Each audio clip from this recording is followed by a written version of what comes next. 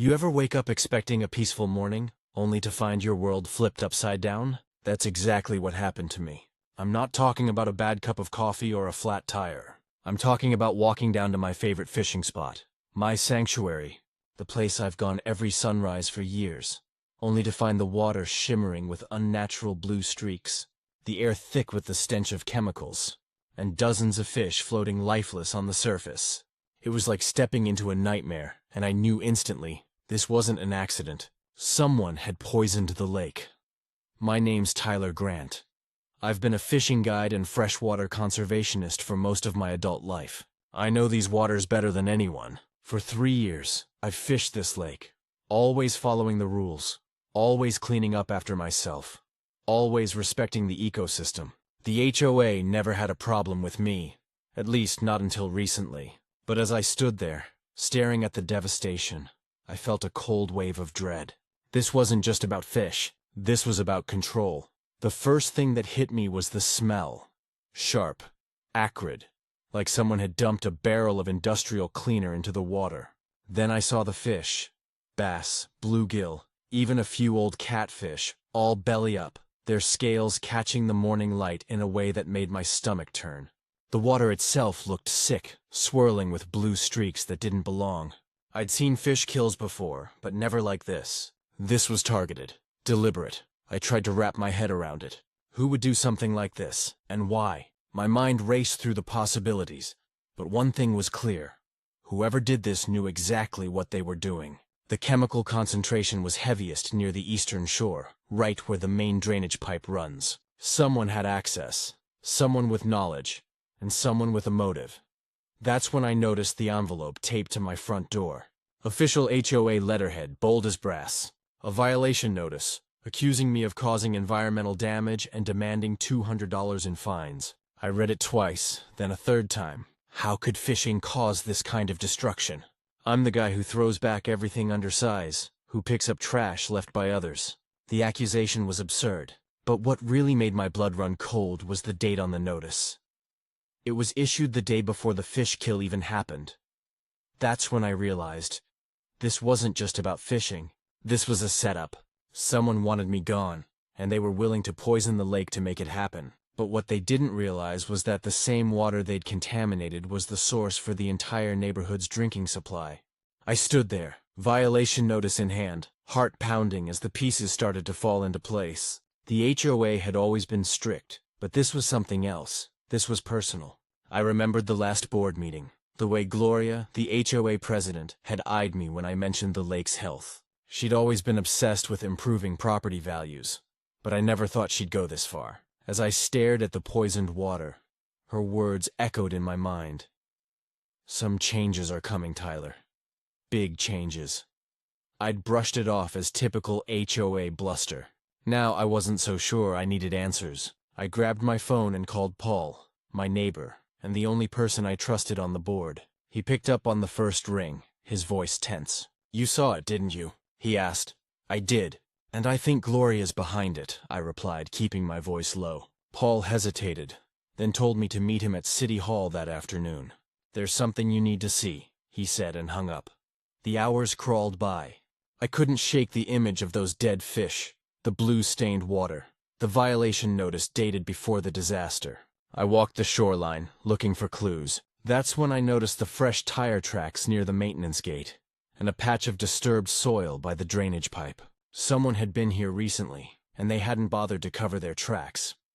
At City Hall, Paul led me to the public records office. He spread out a set of blueprints on the table, tracing the water lines with his finger. "Every house in our development gets its drinking water from the lake," he said quietly. "If someone poisoned it, they didn't just kill the fish. They contaminated the whole neighborhood's supply." The realization hit me like a punch to the gut. Gloria and her cronies had been so focused on getting rid of me, they'd put everyone at risk, including themselves. Paul showed me emails he'd managed to access from his old board login. There it was in black and white. Gloria had been in contact with a development company, discussing environmental documentation and accelerated timelines. The emails were dated weeks before the fish kill. She'd been planning this for months, setting me up as the fall guy while she lined her pockets with developer money. I left City Hall with a new sense of purpose. This wasn't just about clearing my name anymore. It was about protecting my neighbors, my friends, and the place I called home. I knew Gloria wouldn't go down without a fight, but I wasn't about to let her destroy our community for a quick payday. The truth was on my side, and I was going to make sure everyone saw it. That night, sleep was impossible. Every time I closed my eyes, I saw the poisoned water, the lifeless fish, and Gloria's smug smile. I knew I needed evidence, real, undeniable proof that would expose what she'd done. So, under the cover of darkness, I made my way to the community center, where the HOA kept their records. The side entrance was always left unlocked for emergencies, and tonight, that worked in my favor. Inside, the air was thick with the scent of old paper and cleaning chemicals.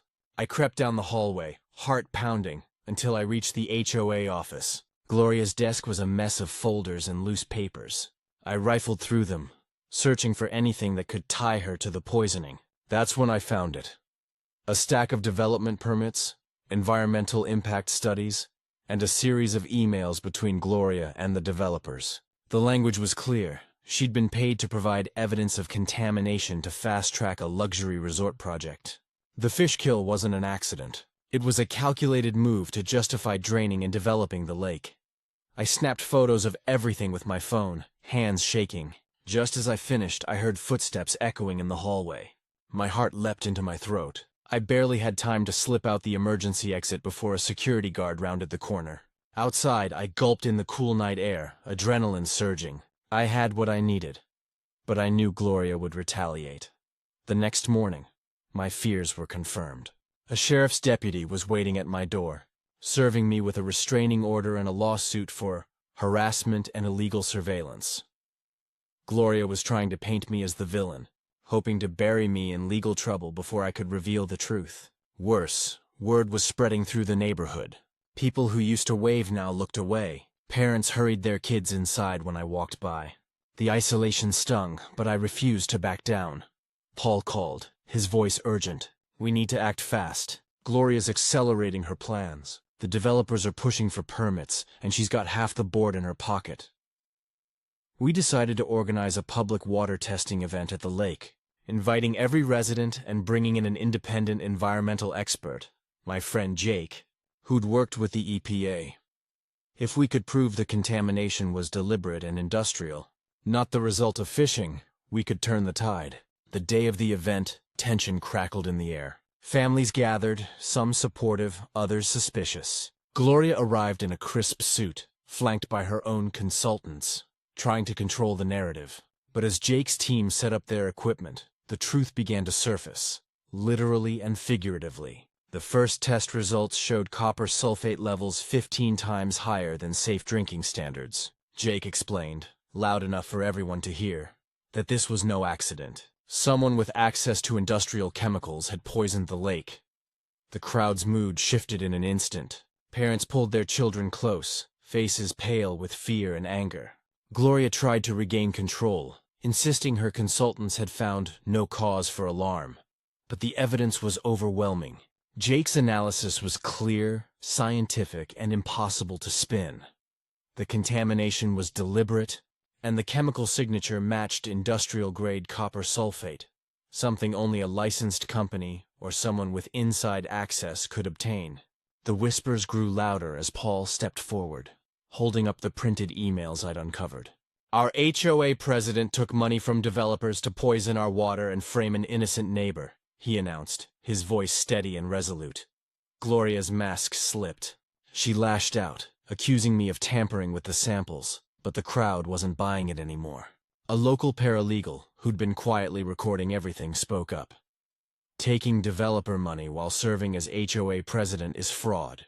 We need to call the authorities. The dam finally broke. Residents began demanding Gloria's resignation, some shouting for her arrest. The atmosphere was electric. Years of frustration and suspicion boiling over into action. Within the hour, EPA agents arrived, responding to multiple calls from concerned families. They took water samples, collected statements, and began a formal investigation. Gloria, pale and shaking, tried to defend herself, but the evidence was too strong. As the agents explained the gravity of the crime, deliberate contamination of a municipal water source, endangering public health, and fraud.